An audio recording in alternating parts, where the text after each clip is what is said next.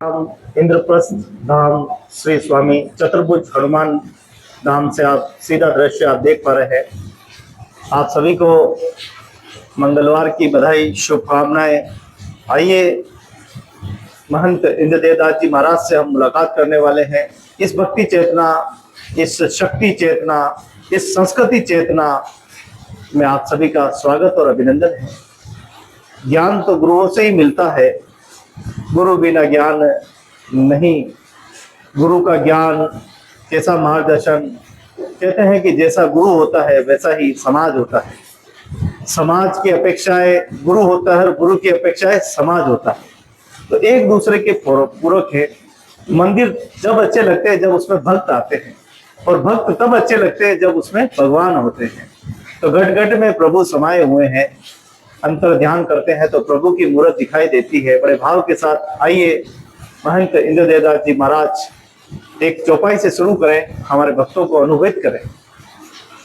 मंगल भवन अमंगल हारी, द्रवं सुदशरथ अजीर बिहारी। हरि अनंत हरि कथायनंता, गावहि सुनहि बहुविधि सब संता। राम सिया राम, सिया राम जय जय राम। राम सिया राम, सिया राम जय जय राम। सर्वप्रथम श्री स्वामी चतुर्भुज हनुमान धाम इंद्रप्रस्थ हरिदास जी की मदगी से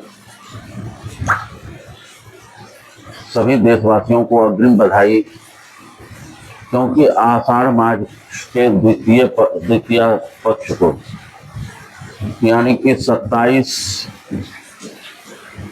जून को उड़ीसा के तर्ज पर अपने उदयपुर राजस्थान में भी जगन्नाथ रथ यात्रा का आयोजन होगा, जो कि शाम 3:30 बजे से जगदीश जी भक्तों के दर्शन देने के लिए निकलेंगे।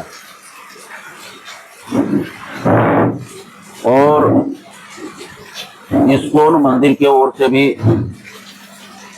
सुबह करीब 10 बजे बोहरा गणेश जी से मिलन होगा और जगन्नाथ प्रभु भक्तों को दर्शन देंगे। भक्ति शक्ति के संगम, आज मैं संगम बोल रहा हूं इसलिए कि सर्वप्रथम श्री स्वामी चतुर्भुज हनुमान जी के धाम से गोविंद जी और को हार्दिक बधाई देता हूं कि आज ही यूट्यूब के द्वारा 3 वर्षों के बाद 9,000 रुपये का प्रोत्साहन राशि मिला है, और मिलना भी चाहिए, क्योंकि वास्तविक में गोविंद जी और चाहे धर्म की जहाँ भी चर्चा हो वहाँ निस्वार्थ भाव से अपनी सेवा देते हैं, और ये सेवा स्वरूप के लिए मैं पुनः एक बार बधाई देता हूँ। और आज देख रहे हैं मानसून का भी कि बारिश हो रही है। कहता है बरस बरस मरा इंद्र राजा, तो आज भगवान इंद्रदेव जी बारिश कर रहे हैं। और मैं समस्त उदयपुर के नगर निवासियों से, विशेष रूप से सनातन धर्म प्रेमियों से आह्वान करता हूं कि जो शुक्रवार को जगन्नाथ यात्रा है, इसमें हर एक सनातनी आप भाग लें, क्योंकि मात्र वर्ष में एक दिन ही आते हैं। ये स्वयं भक्तों को दर्शन देने के लिए भक्तों के द्वार पे आते हैं।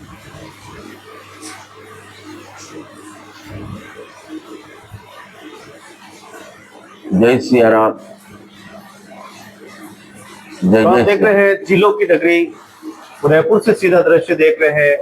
इंद्रप्रस्थ धाम, श्री स्वामी चतुर्भुज हनुमान धाम। देखिए, भक्ति बड़ी कठिन है। भक्ति के मार्ग पर चलना इतना आसान नहीं है।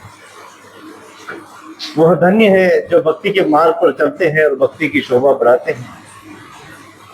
लाखों हजारों लोग जगन्नाथ यात्रा में स्वागत एवं अभिनंदन करते हैं।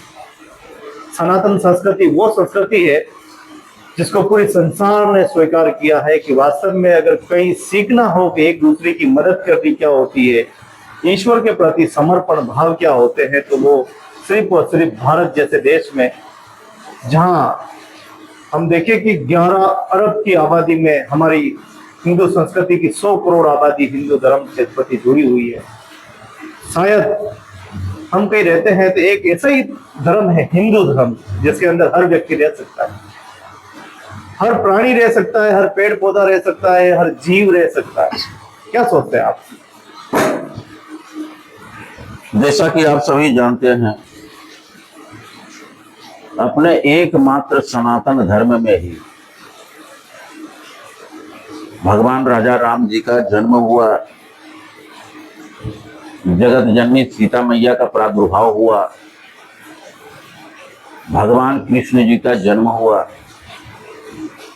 श्री हनुमान जी का जन्म हुआ और अपने 33 कोटि देवी देवताओं का जन्म हुआ और लीलाएं किया। जन्म लेने का कारण कि यदा यदा ही धर्मस्य ग्लानिर्भवति भारत अभ्युत्थानम धर्मस्य तदात्मानं सृजाम्यहम् परित्राणाय साधूनां विनाशाय च दुष्कृतां धर्म संस्थापनार्थाय संभवामि युगे युगे। और रामचरितमानस में जब जब होई धर्म की हानि बाढ़े अथो अधम अभिमानी तब तब लेहूं प्रभु मनुज शरीरा हरहि सदा सज्जन बपुरीरा। जब जब भी इस धरा पर अत्याचार अनाचार हुआ है, तब तब परमपिता परमात्मा अवतार लिए हैं और सज्जनों की रक्षा किए हैं और दुर्जनों को सीधे वैकुंठ धाम पद भिजवा दिए हैं। तो सनातन धर्म में भक्ति भाव के द्वारा किया जाता है। और यहाँ पे देख सकते हैं कि यह भाव ही है जो कि हनुमान जी के गर्भगृह में एसी लगाया हुआ है।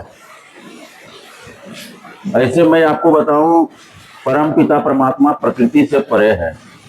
ना तो इन्हें ठंडी लगता है ना तो गर्मी लगता है, क्योंकि स्वयं प्रकृति को बनाने वाले हैं, बारिश को देने वाले हैं, पेड़ पौधों को देने वाले हैं। तो एक भक्तों का भाव होता है कि जब हमें ठंडी लगता है, हम पंखे में रहते हैं, एसी में रहते हैं, कूलर में रहते हैं, तो इसी तरह से भक्तों का भाव रहता है कि मेरे प्रभु को बहुत आरामदायक रखूं। इसी भाव के कारण से शायद उदयपुर में एक ऐसा श्री स्वामी चतुर्भुज हनुमान जी के श्री विग्रह है कि उनके गर्भगृह में एसी लगा हुआ है। तो भगवान कुछ बोलते नहीं हैं, बिना पैर के चलते हैं, बिना आंख के देखते हैं, बिना कान के सुनते हैं। तो भक्ति ही ऐसा प्रभाव है कि भक्ति कर करके हम प्रभु को प्राप्त कर सकते हैं। जैसे कि आप एक उदाहरण दो, माँ मीराबाई हुई, रैदास हुआ, सूरदास हुआ, जितने भी संत महापुरुष हुए, भक्ति कर करके ही भगवान को प्राप्त किए हैं। तो भक्ति वास्तविक में जीवन को अगर जो नर्तन है साधन भव सिंधु तरलू ऐसा समय फिर आए नहीं आए, है ना सबको ऐसी दया हो जीवन निरर्थक जाने में पाए। एक मेरे मन में विचार आता है और स्वयं का चिंतन मनन है, अन्यथा ना लेने उसको। क्योंकि जब घर मकान बनाता है, घर मकान बनाने के बाद किवाड़ लगाता है और किवाड़ में फाटक में ताला लगाता है, यहाँ तक कि सीसीटीवी लगाता है।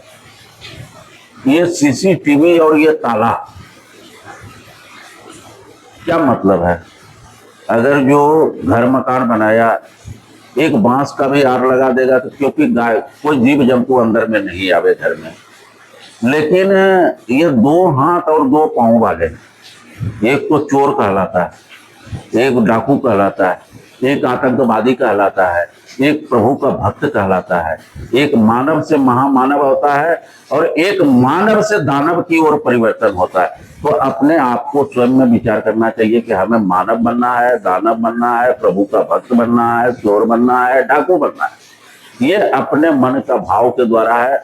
अगर जो मानव से महामानव बनते हैं तो आपको सदगति मिलेगा। और एक और मेरे मन में विचार है, वो स्वयं का चिंतन मनन है। इस ढांचे का औसत आयु करीब करीब 100 वर्ष, तो 100 वर्ष नहीं जाता है। फिर भी मैं श्री स्वामी चतुर्भुज हनुमान जी के नाम से कामना करता हूं कि हर कोई एक मानव धर्मी शतायु पार करे। 70-80 जाते जाते उनकी जो है हड्डियां कमजोर हो जाता है, काले बाल से व्हाइट बाल हो जाता है, रथ लेकर के चलना पड़ता है, आंखों में चश्मा लगाना पड़ता है, नकली दांत लगाना पड़ता है। अगर जो वास्तविक में भगवान अगर जो त्रेता युग के जैसा हजारों वर्ष का उम्र देता, तो जैसे छल कपट प्रपंच इस कलयुग में किया जाता है, किसी की जमीन है तो उस जमीन को हम कैसे हड़प करें, कैसे अपने पास में ले लें। तो कुल मिलाकर के कहने का मतलब यही है कि भूखू के भक्त बनकर के जियो, इस जीने में आनंद ही है। जय सिया राम। बहुत बहुत धन्यवाद इंद्रदेवदास जी महाराज महंत जी।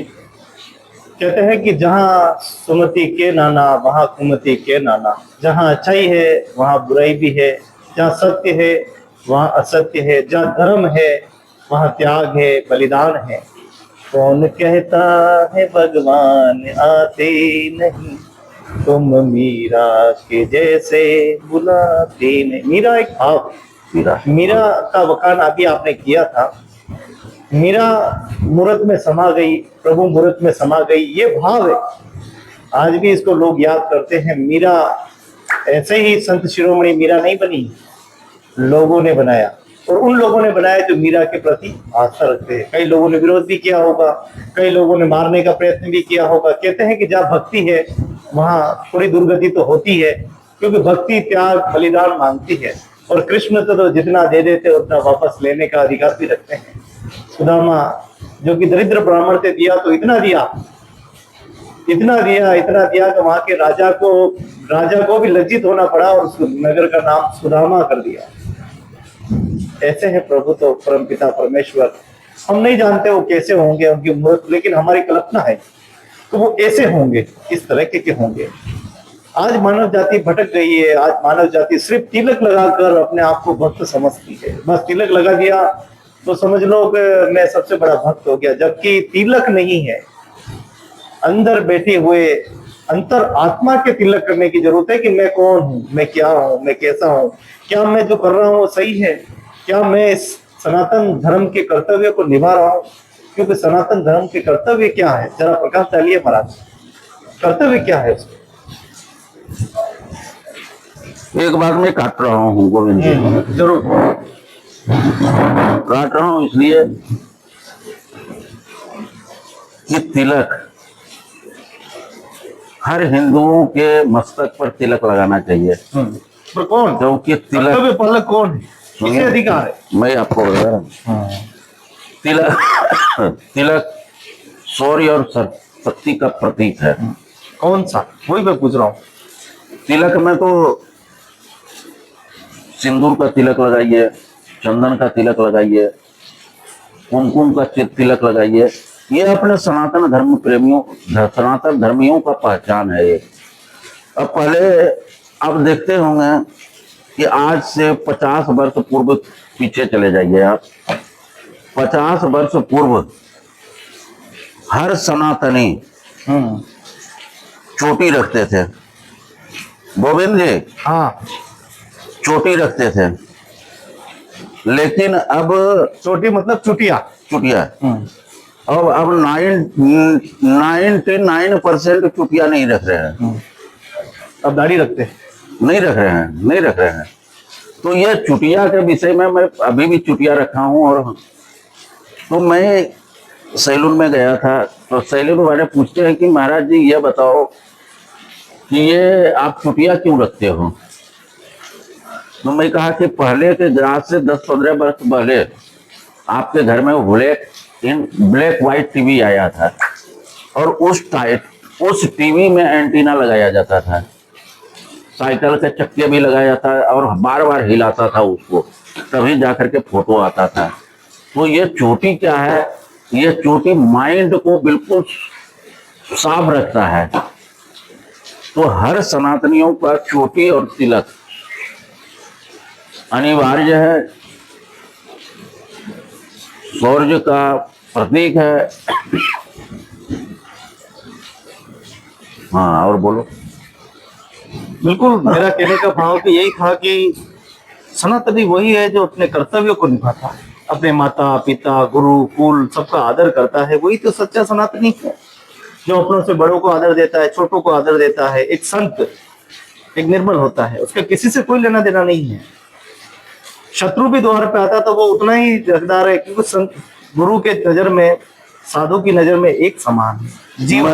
मैं 20-25 वर्ष पहले, और मैं पीछे जाना चाहता हूँ। अभी के युवा पीढ़ी और घर की रीति रिवाज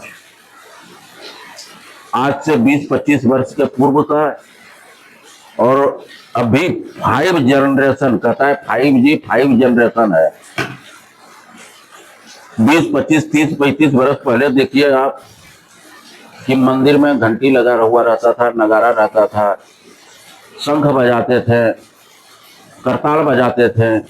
और अभी के समय में क्या है, आप देख लीजिए, इलेक्ट्रॉनिक नगारा, बटन हो गया, बटन हुआ, बटन दबाया, आरती करना चालू हो गया, माइक चलाया।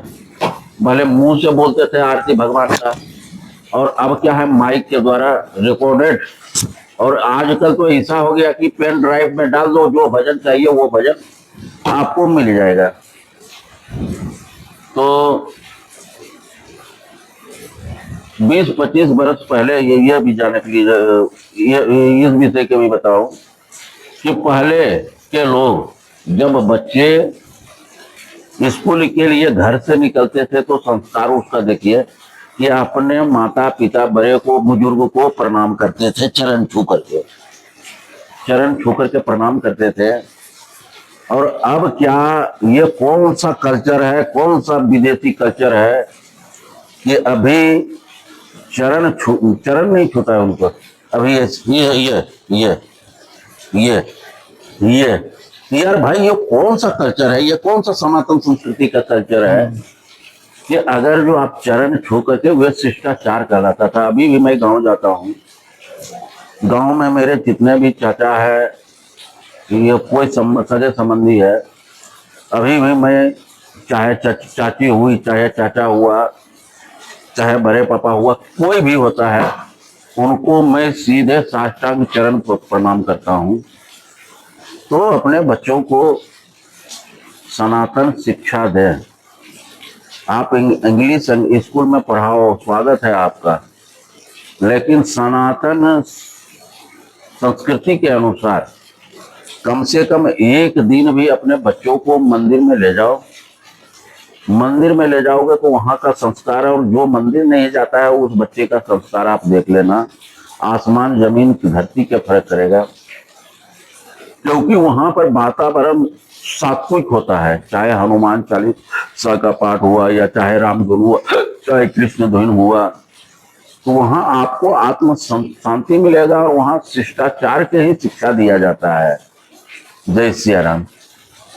बहुत बहुत धन्यवाद महंत इंद्रदेवदास जी महाराज। महाराज जी के पास जब भी मैं आता हूँ तो अक्सर मेरा ये दिल ये करता है कि महाराज जी से कुछ चुरा कर मैं इस ज्ञान की पोटली में भरूं, ताकि ये पोटली बड़ी होती रहे, हम रहे न रहे, लेकिन ये आवाज जिंदा रहे, ये मानव जाति को संदेश देता रहे। मैं तो ये पूछना चाहता हूँ जो सनातनी अपने को कहते हैं, जो अपने माता पे क्षति पहुंचाते, पिता को क्षति पहुंचाते, गुरु को क्षति पहुंचाते, बहन बेटियों को क्षति पहुंचाते हैं, ऐसे क्षति पहुंचाने वाले लोग पता नहीं आज राजा बने बेटे फिर रहे हैं। मैं उन राजाओं से कहना चाहता हूँ, राजा का ताज पहनना आसान है, लेकिन युद्ध के कर्तव्य को निभाना बड़ा मुश्किल है। राजा तो रावण भी था, लेकिन उसके भी सर पे ताज था। आखिर वो सारे परिवार को मौत के घाट उतार कर फिर अपना ताज उतारा। इसलिए यही तो कहते हैं कि जहाँ सुमति के नाना वहाँ कुमति के नाना। जहाँ सुमति तहाँ संपत्ति नाना, जहाँ कुमति तहाँ विपत्ति निदाना। राम सिया राम जय जय। जहाँ सुमति है वहाँ संपत्तियों का भरमार है। जहाँ कुमति है वहां पे अगर जो आपके पास में बड़े बड़े भवन भी है, सोने है, चांदी है, हीरे है, मोती है, खजाना है, BMW है, कारें है, पोएटा है, सब है, लेकिन वह जहाँ सुमति नहीं है, जहाँ हमेशा अशांति है, तो वो संपत्ति आपका कोई काम आने वाला नहीं है। और एक मैं अंतिम गुरु का अर्थ में समझा देता हूँ। गुरु ब्रह्मा गुरु विष्णु गुरु देवो महेश्वर, गुरु साक्षात परब्रह्म तस्मै श्री गुरुवे नमः। गुरु गोविंद दोनों खरे, गुरु गोविंद दोनों खरे, काके लागो पांव बलिहारी। गुरुदेव की जो गोविंद दियो बताए, अज्ञान तिमिरांधक ज्ञानंजन सलाकिया चक्षुरुमीलितम एन तस्मै श्री गुरुवे नमः। गुरु अंधकार से प्रकाश की ओर ले जाता है, और जो गुरु प्रकाश से अंधकार की वो ले जाता है, वो गुरु नहीं कहलाता है। मैं उसी विषय में बोल रहा हूँ जो विषय पे आप विषय बताए थे, उसका खुलासा नहीं करूंगा। तो गुरु की महिमा यह है कि एक भगवान विष्णु ने नारद जी को कहा कि नारद तुम गुरु बनाओ किसी को। तो कहा मैं 18 देवर्षि नारद, तो मैं गुरु किसको बनाऊं? कहा नहीं, गुरु तो बनाना पड़ेगा। गुरु मुख उद्धार है, मनमुखी मझधार है। तो गुरु जो है नौका को पार लगा देता है, इस पार से उस पार लगा जाता है वो। तो कहा ठीक है, तो कहा जाओ नदी के किनारे में जो पहला व्यक्ति मिलेगा उसको गुरु बना लेना। नारद जी नदी के किनारे में पहुंच गए, और मछली के मारने वाले वो जाल नहीं होता है, वो जाल लेकर के वो उसमें घुंघरू लगा हुआ रहता है, वो खटाखट कर रहा है वो। और नारद जी के मन में आया कि यार ये मछली मारे तो जीव हत्या करता है, इसको मैं गुरु कैसे बनाऊं यार? हत्यारा है, तो हत्यारा है। तो भगवान विष्णु जी का याद आया कि भगवान ने विष्णु जी ने बोले कि जो पहला व्यक्ति आए उसी को गुरु बना लेना। तो उन्होंने कहा कि मन मार करके कहा कि आपको मैं गुरु बनाता हूँ। कहा यार नारद तू हट यहाँ से, मेरे बिजनेस व्यापार में इसी से घर परिवार चलाता हूँ, जाओ तू यार, मेरा मत खराब कर। गुरु के चक्कर में नहीं पड़ना, मत पर। तो उसके बाद जो है आधे घंटे तक कर करके फिर वो गया कि भाई गुरु मैंने बना लिया। तो नारद जी ने भगवान जी से व्यंगात्मक में पूछा कि गुरु तूने बना लिया? गुरु बनाया तुमने? कहा मैं गुरु बना लिया हूं। तो कहा गुरु का पता तूने पूछा? गुरु का पता पूछा, गुरु कहाँ रहते हैं? तो कहा यह तो मैंने पूछा। कहा आज तुम्हारे को फिर जाना पड़ेगा। गया फिर उसी टाइम में। कहा आज तुम क्यों मेरे बदमाश कर रहे हो? गुरु बना ही लिया, तू मेरा चेला है, और आज कौन सा लफड़ा कर रहे हो तुम? जब आर्त भाव हो गया नारद जी का, जब मन में छल कपट प्रपंच नहीं रहा, तो भगवान चतुर्भुज रूप दिखा दिया कि मैं हूं तुम्हारा गुरु। तो भगवान नारद जी बोलते हैं कि इतना ड्रामा करने की जरूरत क्या था? हाँ मैं ही तो था। तो कहा ड्रामा इसलिए करना पड़ा कि तुम्हारे हृदय में जो काई जम गया, मैल जम गया, आप उस काई को और मैल को साफ करने के लिए ये मेरे को ड्रामा रखना पड़ा। तो गुरु कहे सो कर, गुरु से करे सो मत कर। गुरु का कितने भी बुरा है, वो कितने भी बुरा है, तो उसके बुराई पर मत जाओ, उसके अच्छाई पर जाओ कि वो अच्छे क्या कर रहे हैं। बहुत बहुत यावर धन्यवाद। रामचंद्र भगवान की जय। बहुत बहुत धन्यवाद। गुरुदेव का आशीर्वाद हमेशा बना रहे। ऐसे ही आप ऐसे अमूल्य शब्द हमारे श्रोताओं को देते रहें, उनकी भक्ति में चेतना होती रहे और प्रभु भक्ति पे जुड़कर और मानव जाति की शोभा बढ़ाते रहें। बहुत बहुत धन्यवाद। जय बालाजी की जय, चतुर्भुज बालाजी की जय हो। जय श्री राम। जय जय।